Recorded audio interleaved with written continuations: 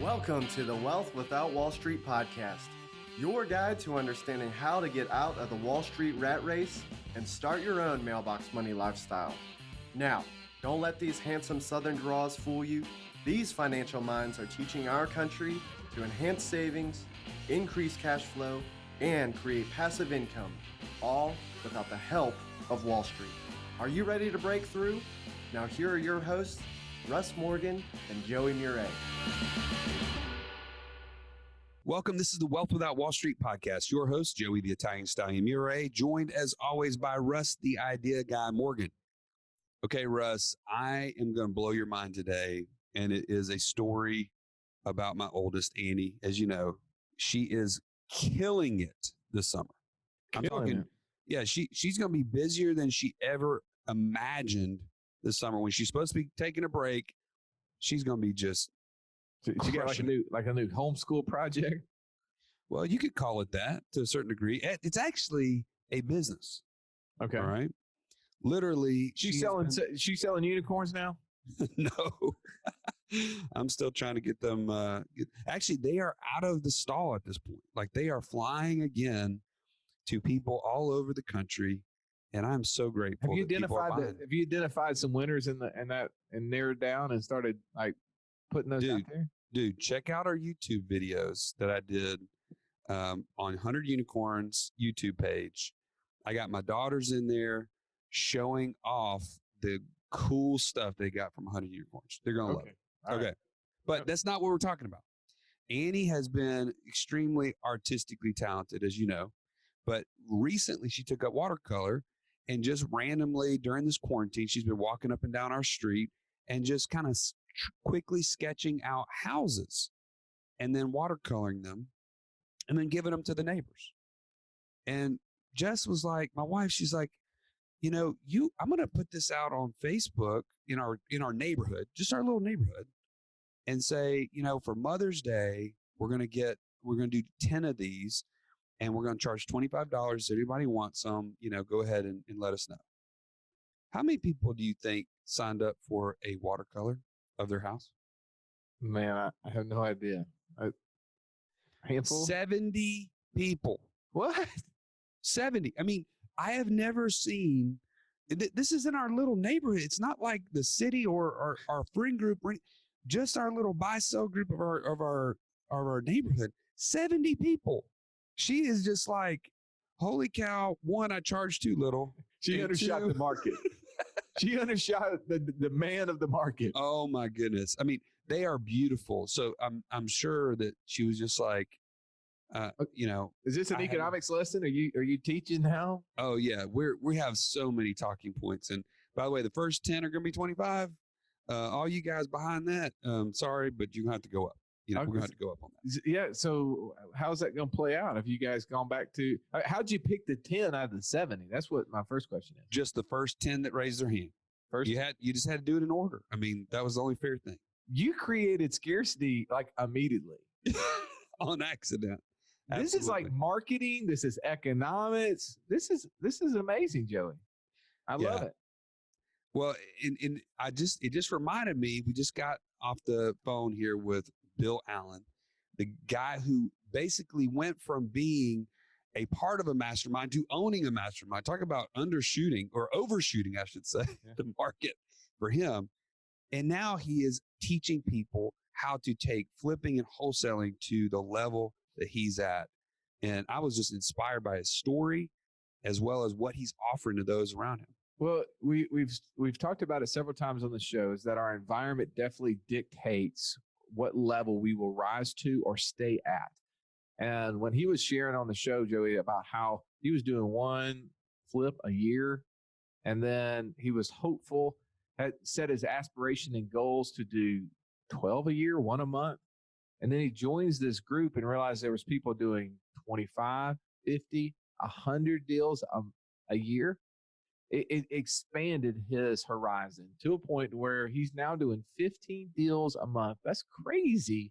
And I think that's a really good point as you're listening to this show to listen to it about. I hope you'll take a lot of things about the show away, and you'll hear from someone who is an 18-year vet, in our military, someone who has served well, who has a family. He's going to tell a story about what clicked for him, why he left Wall Street, by the way. He was invested in Wall Street, how he realized investing in himself was going to pay a lot more dividends, how he freed his time up. But also you're going to hear about how the being in a different environment and stretching his horizons made it all possible. And I think that's a really cool thing, that we have a community that you can join that allows you to connect with other people. And it's really easy to do. Go to community.wealthwithoutwallstreet.com right now, sign up, and you can get into this community that is of like-minded people who are trying to reach a higher calling, and so we can serve others as well. So Joey,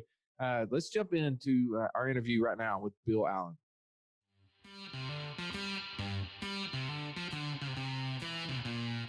Stallion, I love it when we get to hear what people would be doing if they got to financial freedom. The last one that I got to read, somebody said, I would be driving and picking up my kid every day from school. That motivates me. That is why you need to be a part of the community that is seeking financial freedom. Go to community.wealthwithoutwallstreet.com. You can join for free today.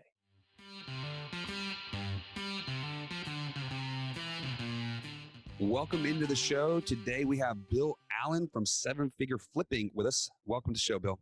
Thanks, Joey. I'm glad to be here. Bill, your background in flipping houses is fairly impressive. I think just the name Seven Figure Flipping would give somebody a little bit of indication of the skill set of who they're going to be listening to today. But for those who haven't done flipping and don't know anything about Bill Allen or Seven Figure Flipping, talk about your backstory. How did you get into flipping houses? Because it wasn't always seven figures. I'm sure it's probably $7, $70. It probably started at a much lower level. So how did you get into flipping houses? Where did that idea come from? Yeah, you're right. It wasn't always rainbows and butterflies, right? So I was a military pilot, so I flew helicopters and airplanes for the Navy. I was an engineer. I have an engineering background. Numbers and analytics are big for me.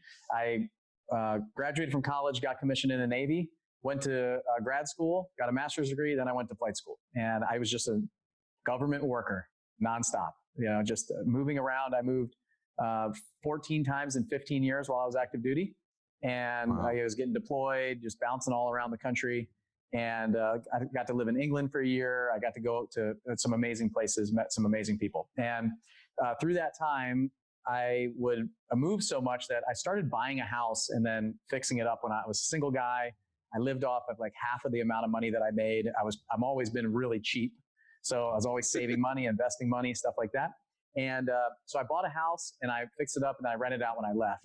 And then I did that one more time. And I would always track my net worth. So I'm really big on what am I doing to change my net worth? How are my investments doing?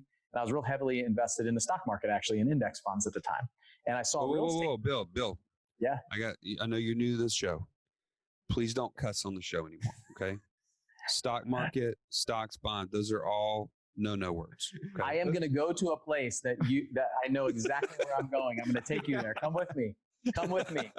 It's all of my money is gone. It's out of there. It's gone. Yes. Good. So okay. Continue. I want to tell the backstory because I think it's important. That's the mindset that I had is the path to wealth, right? Mm-hmm. It's completely false. So what I did is that's where my money was going. I saw my net worth. I was looking at it going, I want to be financially free and financially independent at some point. And I'm just slowly ticking up and I have no patience. So I saw these houses started making me money. My net worth was starting to grow. They were starting to appreciate. I was getting cash flow. I said, wow, this is interesting. So then I went overseas to England, met my wife. We moved back here and we were getting married and she gets pregnant. And so I said, okay, now I have two other mouths to feed. My savings rate is definitely not as high as it was before, right? So now I'm spending a lot more money. And so I said, I'm going to continue to build my rental portfolio. I kept running out of money and I found a house that was going to be a rental that my realtor said, you can sell this and make a profit. And she wanted a second commission. And so no problem. We made $43,000 on that house. And that was like half of my salary for the year at that time. And I said, whoa, this is going to get addictive. So then I went out and looked for my next one. And it took me a long time. I was doing a lot of the work myself. I was banging my head. I just couldn't get traction of doing more than one a year. So I was doing one a year like that on the side. And it just felt good. I was starting, now I saw my net worth start going up.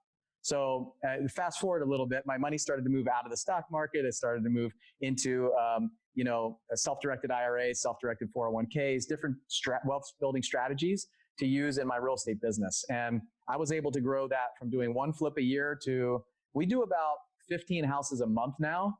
And we're not necessarily renovating all of them, but I was able to build a business to, while I was still flying full time to, multi-million dollars, like you said. We do about $3.5 million in gross profit per year now, and about close to 200 deals. And it was because, I wanted to become financially free. My family, it was really pulling me. I didn't want to deploy.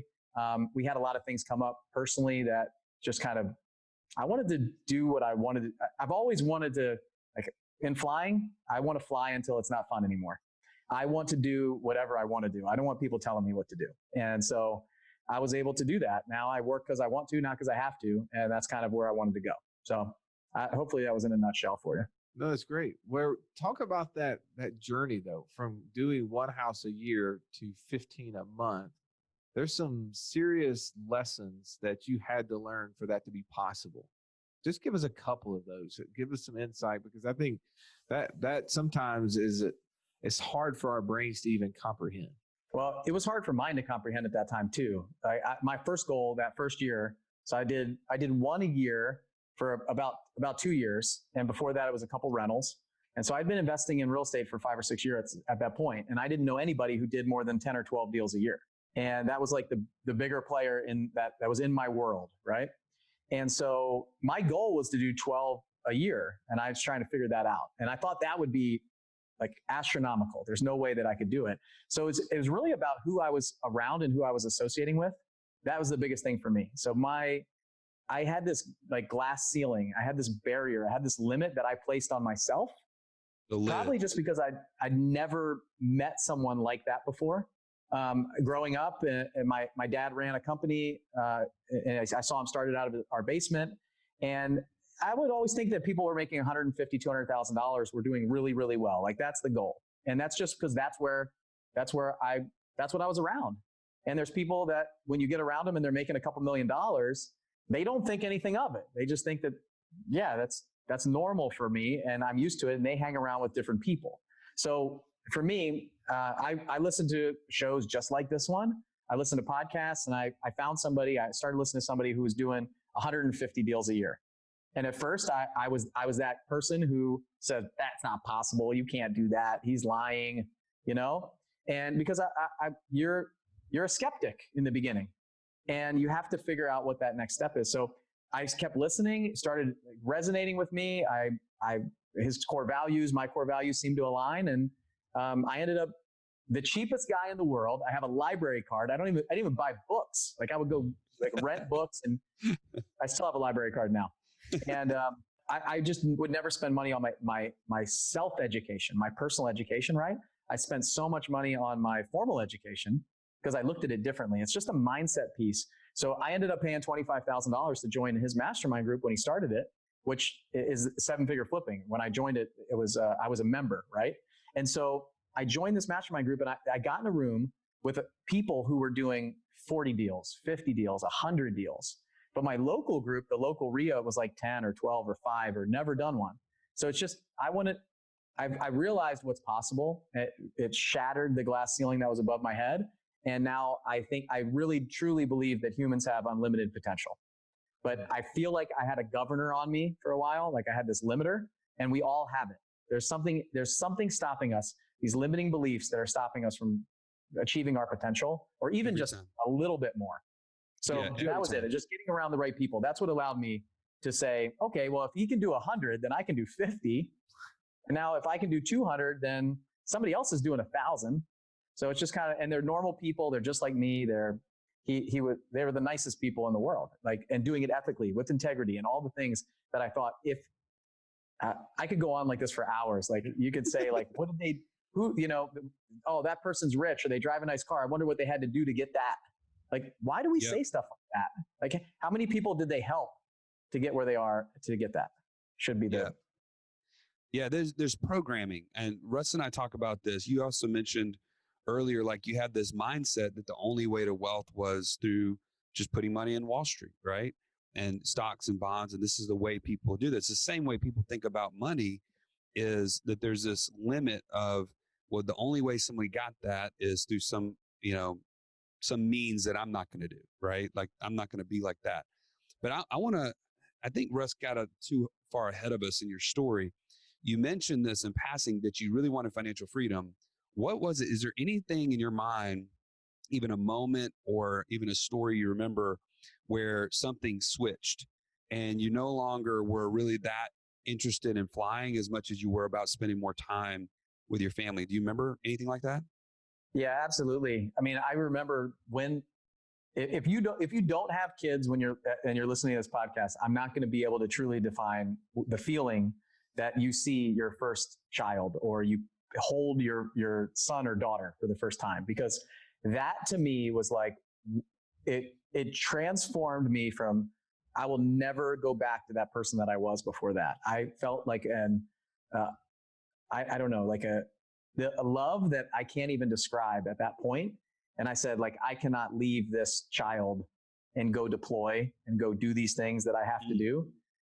And I remember when I was growing up, like I said, my dad started an engineering company from our basement, but I was in middle school around the time that he started that, late elementary school, early middle school.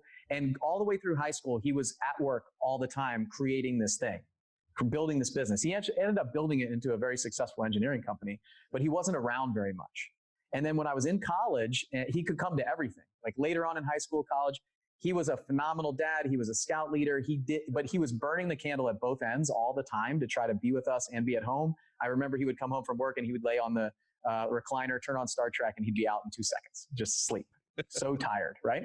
And so he wasn't around that much. So when I saw my kids, I said, when they start remembering me about 5 years old, I want to be doing everything. I want to be the soccer coach. I want to be the scout leader. I want to be everything to them. I want to be able to be at all their stuff, that never miss a thing, just decide that I'm going to be there. And so I'm going to work really hard right now to become financially free so that when they start remembering, I'm around all the time. And so for me, that was the kind of light switch of saying, I actually have a responsibility to a lot of other people other than just myself. And I want to be my dad when I was 18, when my kids are like 3 to 5. My oldest is 5 now. And I haven't missed. I'm a soccer coach. I got him into Cub Scouts. We go camping. I have a little airplane that I fly around. We just went to Pennsylvania for the weekend to visit some friends. He's my co-pilot. We do lots of stuff together. We go to the beach for a week every June in Maryland for the last 4 years.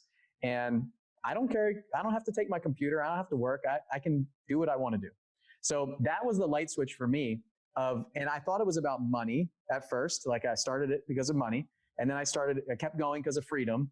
And now I feel like I've even transcended to the next step down a whole nother path, which is impact, which is that's where that's where the world turns, is when you can make an impact for other people, for their lives, for their families, for my staff, for my team, for charities, all that stuff. So, oh, dude, you're giving me just chills right now. Impact is like my one word of what my life is about, right? So we're speaking the same language. But before we jump to impact, I have one more question. You made the transition. You said your wealth kind of evaporated from Wall Street over into real estate. Why? Like, what was the moment that clicked and you said, wait a minute, this is the wrong place. I'm misguiding my money here and it's got to go over here. Like, tell us about that and maybe a little bit about the journey from that point to today. Well, because I would say to qualify that question, a lot of times people will say, oh, I need to be diversified. So even though I'm doing and having some success over here in real estate, I probably should keep doing this typical financial tool like mutual funds and stocks. Well, I 100% agree with you with diversification, and I diversify and I believe in it heavily, and I do it in my life. And my diversification is self-storage, mobile home parks, apartment buildings, loans. I do hard money loans, my own business. I would much rather invest in my own business than anybody else. Large life insurance policies, like great investments that I can diversify all around to inside of the niche that I know. So I know this niche. I can shake hands with the people that I lend money to. I can go see my assets. I can see all that stuff. It's not, I could go down that road for a long ways, but I would much rather diversify and invest in myself and my skill set right now that I can see. And even if it's not, like I have a turnkey rental in Memphis that I just sent the money and they just send the check every month. I don't see it. I don't do anything. I have a lot of friends that you can do this. I'm 100% passive in a lot of apartment buildings and commercial assets where I just get the check and I get the depreciation and I get the appreciation. So I remember the exact time where I said, I'm pulling all my money out of here, actually. So when my son was born, I'm a planner. I look at the finances and I was researching. I was still like, I still hadn't like I was in real estate, but that's where some of my money was, but still most of my money was in the stock market. And I learned about this 529 plan. And when my son was getting ready to be born, I'm researching like, how do I pay for college and all the stuff that you're Googling right now if your wife's pregnant or you have some small kids, right? Or even if you have kids that are 10, 12. And so I found out about these 529 plans. And I said, oh, I can take this index fund and put it in this 529 plan. So, and you can take like 5 years of money and put it in at once. So I took like $50,000 and dumped it in this 529 plan. I said, all right, there we go. I've jump-started this. I'm going to let it run. And I got heavy into real estate and I started growing my business. And 3 years later, I looked in that 529 account and we had $53,000 in there. And I said, you've got to be kidding me. Crushing it. $3,000 in 3 years. The stock market's going up and down. I'm not really watching. I'm over here making a ton of money. And I said, I could have tripled that money if I had it and I was doing what I was doing over here. So I pulled it out. And since then, I probably quadrupled that money by doing what I'm doing now and investing in what I know and, you know, what it's a tangible asset and myself. So that was a tough lesson to learn. And I remember it was like that. So all the money came out. My IRAs got redirected. My TSP, I was just waiting for my thrift savings plan personally to move it over into a solo 401k. So when I came out of active duty, went in the reserves, I had this short gap that I researched that I was able to roll it out of there. And so it was great for me.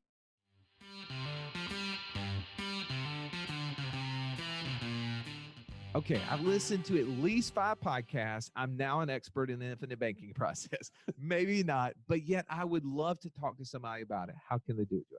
It's as simple as going to freecall.wealthwithoutwallstreet.com. You can sign up for a short 15-minute call to see if this is a fit for you, and you can work with one of our coaches to financial freedom.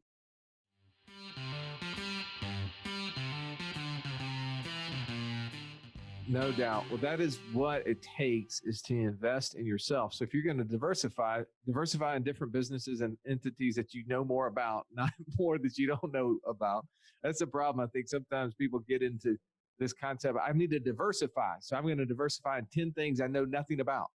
That's probably not a good strategy. Go into things that you know, and that's what you are researching and finding tools to create passive income. All right, Bill, we could talk a long time about this, and we don't have time. So maybe we can coach you into coming back and getting deeper into flipping, because I think that would be really interesting for all of us to learn. How does someone flip 15 houses a month? That's a pretty amazing story in of itself. But you teach about this, right? You have masterminds. You're constantly coaching people on this process, because you said a second ago that you actually were a member first of the 7-figure flipping group, and now you're the owner. So help us understand, what if I was a member of the 7-figure flipping group, what does that even entail? What are the things I'm learning? How does that even work? Yeah, so it's primarily a mastermind group. So we have 2 different levels. We have something for newer folks. So that's people that are just getting started, up to doing about 10 deals a year. So consistent deal flow is, I think, where it takes to hit the next level. So, and we qualify people based on their skill set, their backgrounds, those kind of things, not necessarily on how much money they have. So I think that's a big thing anytime you're looking for a coach or a trainer or a mentor or something like that. So, and everybody in the beginning, those early deals, they need to learn different things, the foundation, the fundamentals. And then if you're at a higher level, like $200,000 a year that you're making or doing 10 deals or more, then we have kind of this next level, which is more about the people that you're around, like just the little tweaks and changes in your business that can add extra 5 deals, 10 deals, 100 deals. And that's where people can start scaling. They're talking about hiring and coaching, or hiring and training people. So what we do is we have mastermind groups. About every quarter we have meetings, and then we do this huge event in October called Flip Hacking Live. And that's where we put all of our $1 million earners on the stage. They talk about what they're doing. And what we try to do is just to help other people see that they don't have to reinvent the wheel. I'm really big on systems, process, and procedure. So once you see success, so a successful person, all you have to do is model them to become successful. So that's what I did. I joined this group and I took what my mentors were doing, and I took a little bit from everybody and made this Frankenstein model of business that worked for me. And I just was able to blow it up because they were successful using that. They were successful using this. I was just able to put it together. I still say, I don't think I've had an original thought in this business ever. I think I've just taken what other people are doing and do it a little bit better or make it my own. So what we really just try to do is just say, hey, how can we share our systems, our process, the things that are working and not working, and just get together and be a meeting of the minds to figure out how to help each other grow. And the cool thing about real estate is it's very local. So it's not like I run a McDonald's where I'm not going to share my process and procedure with anybody else because I'm all over. It's the fact that I'm here in Nashville and I'm in Pensacola, and if you're in Jacksonville, then what's working for me is probably going to work for you over there. And I don't mind sharing it. And I don't mind, us working together. So we do put some limitations on markets, so people don't feel like there's 50 people that are using the same systems and strategies in their market. So we try to figure out, it's like a little tribe of us that are all very like-minded people who are trying to help each other grow. So somebody's reaching up for some help and somebody's reaching down to pull them up, and we all just work together. So we have some, courses and training and stuff like that, but mostly it's all of us working together to figure out like what's working. Let's share it. Let's figure out how we can do it a little bit better, innovate it, and then share it back. So that impact thing is really big for us. Like you're able to make an impact on everybody. Even the new person that comes in has something that they're doing that we need, that we might not be doing or overlooking, or it's a new view on what's working right now. Yeah. So tell us about this, Bill. Let's say that someone's come into our community, they hear this podcast, and what we always talk about is taking control of your finances. We always create an opportunity fund, right? You talked about cash value life insurance is the basis of the infinite banking concepts, what we teach. And then from there, picking a path. And let's say right now someone is listening to say, okay, bing, bing, bing, Joey, Russ, finally, you've got the right guy. You've got the right path for me. This sounds amazing, but they're not at this, mastermind level yet, and they just want to get started. Well, what training do you have, anything like that people can learn from and start going down that path themselves?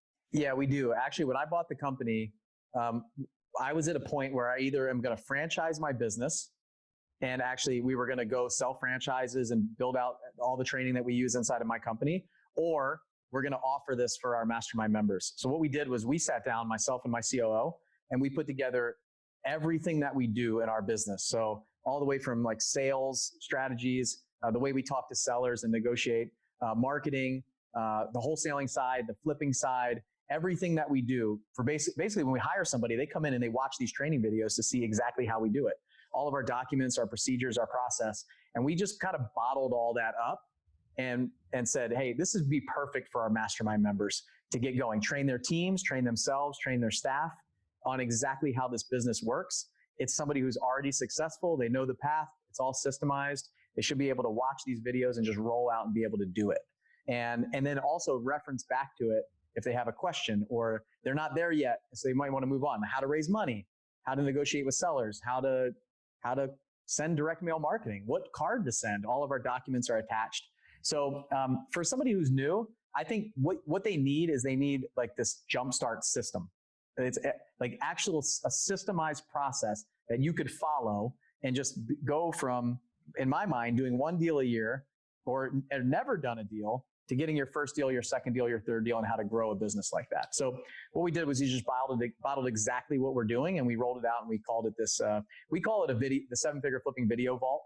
So we have this kind of set up inside of our system that we have just started, at the time of this recording, we just started kind of going out there to the public and offering it to them. So before that, it was bottled up in our mastermind group.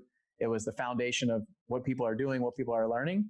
And it's interesting when you said, like, this is something that resonates with me, because the way that I see it is I love those policies because you can actually invest in yourself and your own business. The trouble with my IRA and 401k is I can't even put it in my business. So I have to go invest with other people. I have to go invest in a fund. I have to go invest in a apartment building and things like that, hard money loans that I use it for. So, this is a time where you can actually use this to start building your business. And I wish that I found out about that like 5-6 years ago when I started my business, because I was really scrapping for cash, right? And I was paying a lot of interest and a lot of money to other people to get this business off the ground. So I think that this path, we absolutely have something. I feel like we have something for every level now. My whole goal was to figure out, we were just a $25,000 mastermind before. And how can we start helping and educating those people in the early stages of their business to see if this is for them? It's not a high priced item. It's very affordable. It's a great way to figure out if this is the first step for them. And pretty much wholesaling and flipping. That's what we do. That's our bread and butter. We got to find a niche. We dive into it, and that's what we do. Bill, one of our mentors quoted a line that says, "No one elevates himself above the environment in which he operates." And I think you've already showed how you took that same concept and applied it and have seen the fruits of it. And I think what you're offering is a place where people can get that same experience. And so, Joey, we went ahead and created a link for Bill. It's wealthwithoutwallstreet.com/7FF. That's for 7-figure flipping. So 7FF, even I can get that correct. So if you want to figure out what Bill's talking about there, I encourage you to take action. Find an environment which will help you operate at a higher level so that you too can reach the financial success that is what you define. And for Bill, it was having more time with those sweet babies.